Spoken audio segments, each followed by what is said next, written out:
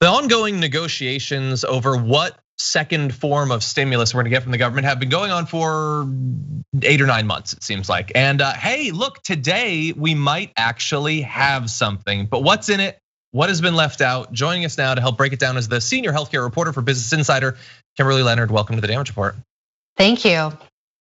It's great to have you here. So there have been many different forms of this package, some that include corporate liability shields, some that include checks at different levels or leave them out entirely. So with what's being voted on today, what form of stimulus can the American people expect? Well, it is sort of in the middle between what Democrats wanted and what Republicans wanted. It's going to be $900 billion. It is going to include another round of checks to individuals, not as large as the first time, but about 600 per person is what to expect, including 600 per child if you're a family. And it will not include more controversial provisions, which would have shielded businesses, hospitals, schools from coronavirus related lawsuits. And it also doesn't include direct funding for states and local governments.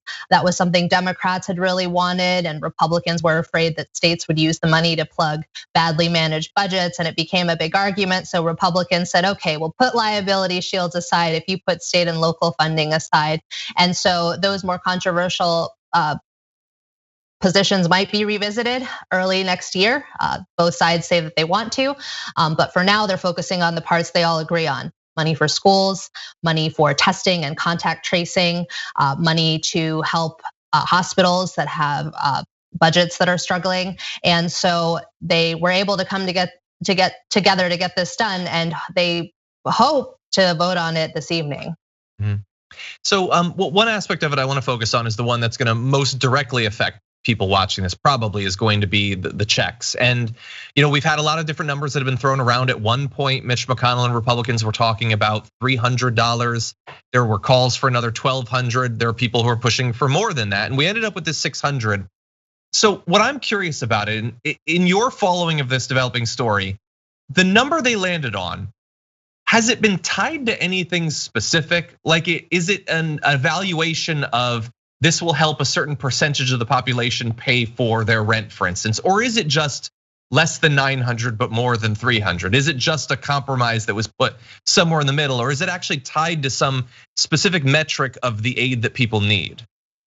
It doesn't seem to be tied to a specific metric, although recall the first time they were doing, when I say the first time, I mean during the CARES Act stimulus that they passed back in March, those were $1,200 checks to individuals, and then another $500 if you had children, so $500 per child then that you had. So this is actually a little bit more than that per child, so they are definitely targeting that families get a little bit more than they would. But the general consensus was that these are popular with the public, that they want people to go out and spend, especially around the holidays.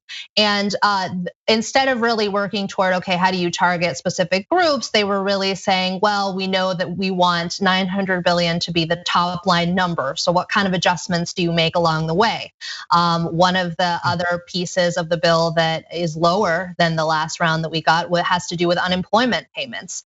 Last time, if you'll recall, individuals got another $600 per week for unemployment on top of their payments. And that was a huge help to people. It encouraged them to stay at home at a time when we really didn't understand the virus well.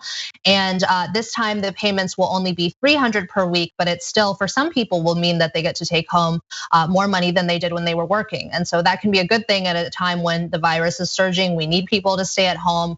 We need to reduce transmission. And so that was the agreement that they came upon, and a lot of it does have to do with how the puzzle pieces fit together in terms of getting the math done to that 900 billion.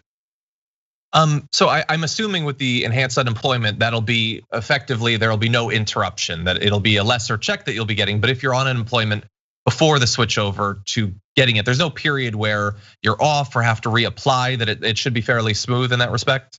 Well, we certainly hope so, because there were a lot of issues with getting the unemployment payments out the last time.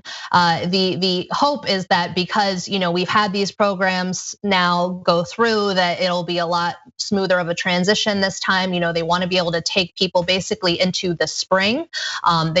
This is not supposed to be a year-long economic stimulus. It really is just intended to last a few months to kind of keep the economy afloat, keep the healthcare system afloat, and they hope to revisit again next year. And at that point, if there's still really high unemployment numbers, this might have to be revisited again in terms of making sure people are getting those payments.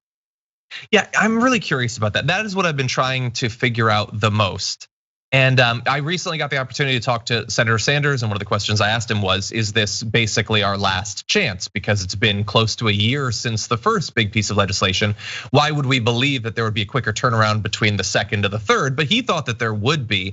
What I'm curious is based on the people that you've talked to, we're entering into a period that is going to be simultaneously both the worst in terms of number of infections per day and deaths per day, but also that every day brings us more and more people getting vaccinated. How much depends on the way that the Georgia primaries, or Georgia runoffs, I should say, end up going? Biden is going to be inaugurated fairly soon. Is the chance of legislation coming up in the next few months going to be really dependent on control of the Senate in that respect? Oh, absolutely. There's so much of President-elect Biden's agenda, not just the stimulus, but that'll be job number one as soon as he gets into office, but so many other parts of his agenda in terms of expanding access to healthcare, in terms of potentially increasing taxes, in terms of really his whole agenda and what he'll want to accomplish will hinge on whether whether Democrats can win the Senate in Georgia. And that seems to have also sort of helped to jumpstart a lot of the latest negotiations that we've seen on the stimulus.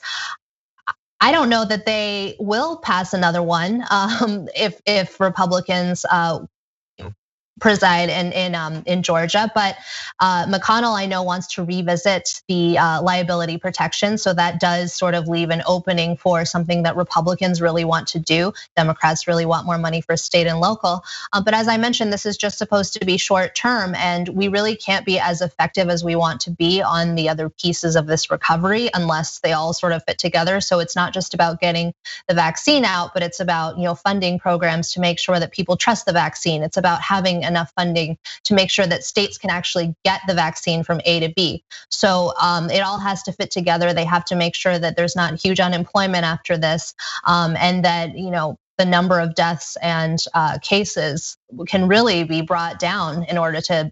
Right now we're heading in the wrong direction, and so they have to bring it back down in order to get a handle on this thing.